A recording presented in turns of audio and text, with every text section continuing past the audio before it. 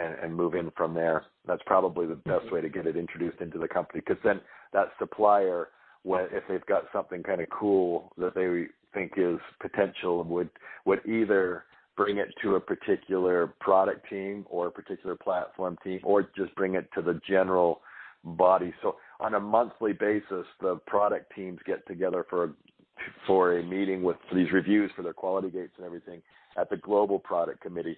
I've seen some new technologies and things that have been introduced at that global product committee because somebody just had no idea where it was going to best be applied, but it was something fascinating to the people that had seen it so far, and so it actually gets sort of introduced to everybody, and then they decide where they might want to implement the technology or where they'd want to introduce it first, if it's something that might be eligible for all of the products.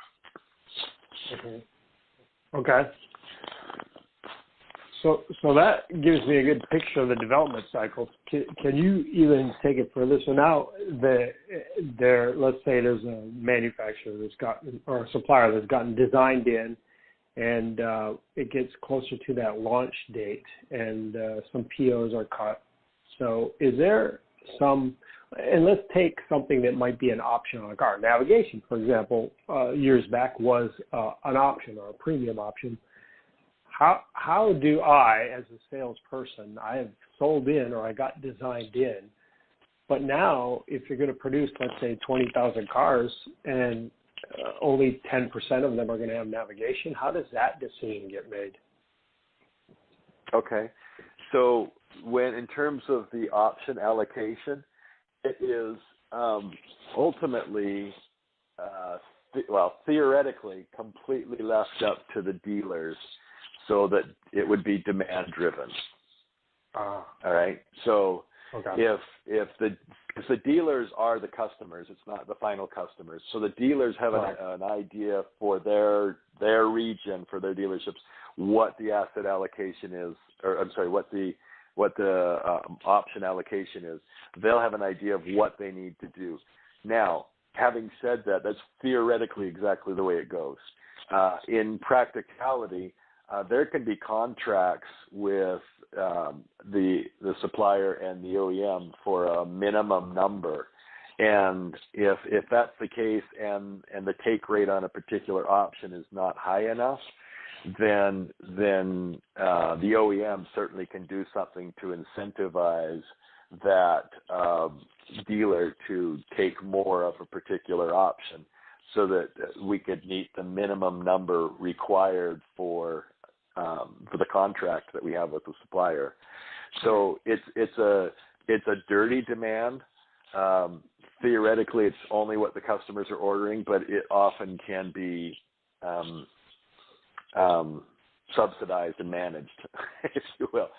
Now, the other problem is when these go in, they usually go in packages, and so there's very few standalone options.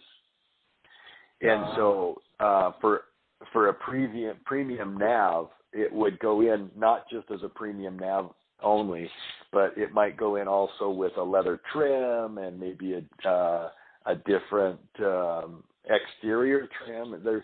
There could be 4 or 5 things that would be bundled together. And so you're a little bit at the mercy of the bundle that you're in as well, because if a particular bundle is deemed by the consumer or the dealer to be overpriced, and you're stuck in that bundle, it could be that they're not necessarily paying the premium just for the nav, but they're also paying a premium for some other things that they really don't want. And so they want your nav, but they don't want the other items that you've been bundled with. And so that could become a problem. And so you won't get true visibility into what your true take rate is, because it's bundled with some other things.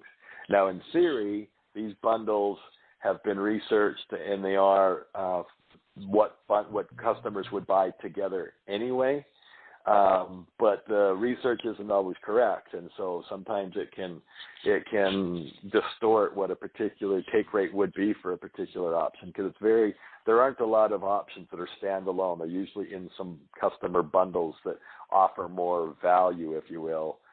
It's what they're marketed, offer more value to the customer. in reality.